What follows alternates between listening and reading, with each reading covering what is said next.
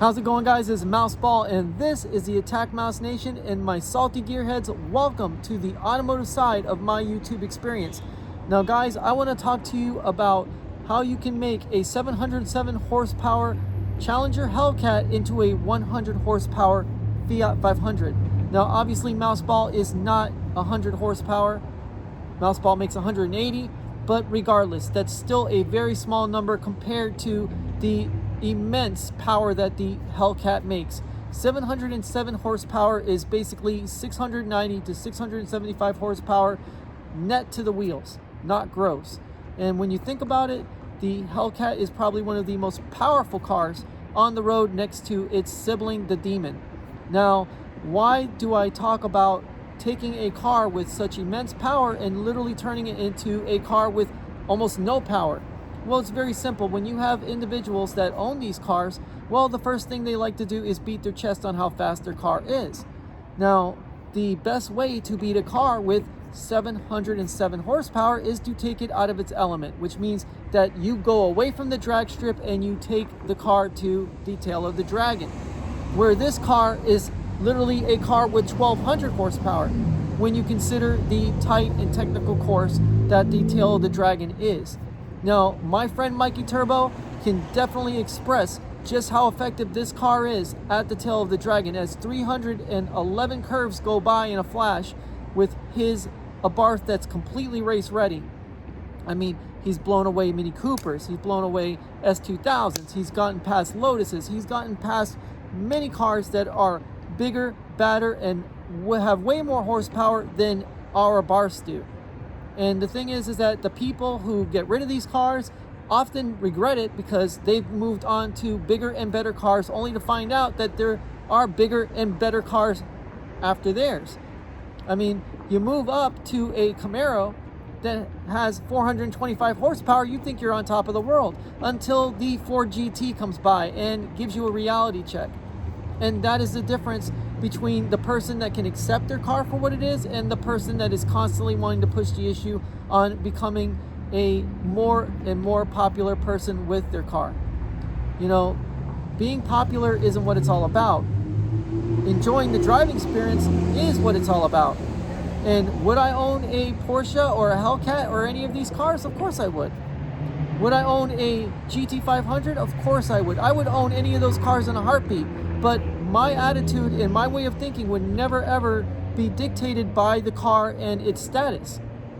My thinking is always dictated by what the car means to me and what the history and lineage of the car is. And when you take the Abarth and you put it in front of a Hellcat and take that 311 curve road to task, well, guess what happens? This car ends up disappearing from sight from that 707 horsepower Hellcat, because that 707 horsepower can never ever be fully utilized on a mountain road. The car would be way too skittish, it would be way too dangerous, and its immense weight at almost 4,300 pounds would literally be moot when it comes down to actually going through those curves.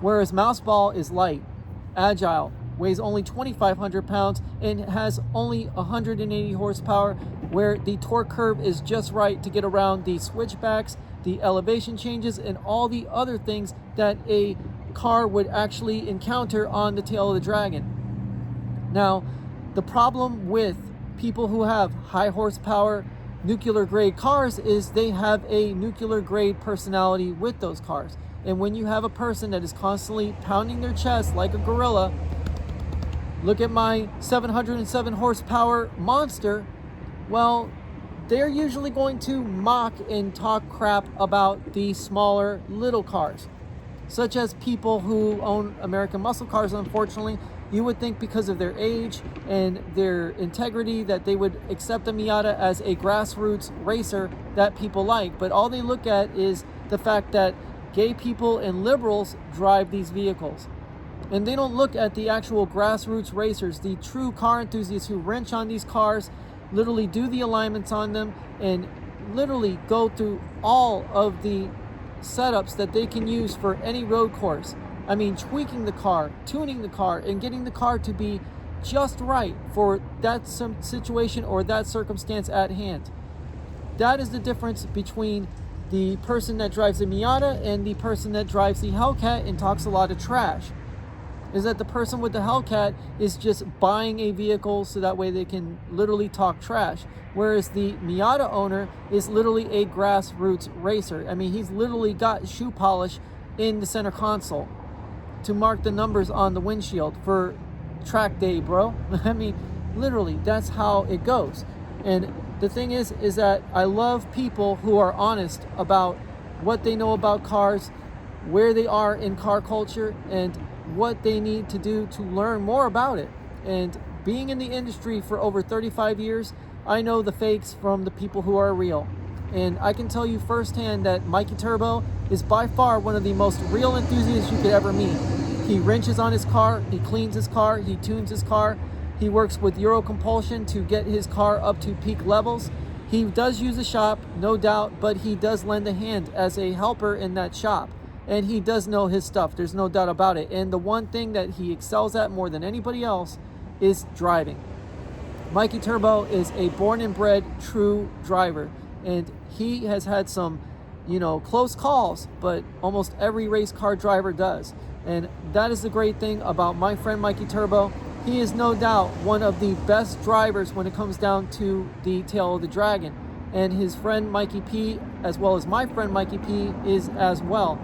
So that's why I wanted to talk to you about why it's very important to let people know, hey, wait a minute, I have a 707 horsepower monster car, but it's only a monster in one arena. It's basically what you call a one-trick pony. Whereas this car will always be fast, it will always be good in the corners, and at the same time, it will always be a symphonic experience for anybody who appreciates a car in this price range. It is by far, to me, the best car you could buy for under $30,000. And it's no longer in the United States anymore, so it's going to eventually become a cult classic, just like the Abarths of old. So guys, stay happy, stay healthy, stay wealthy, and remember, if you own a Challenger Hellcat, you're totally cool with me until you start talking crap. Take it easy, guys. Mouseball out.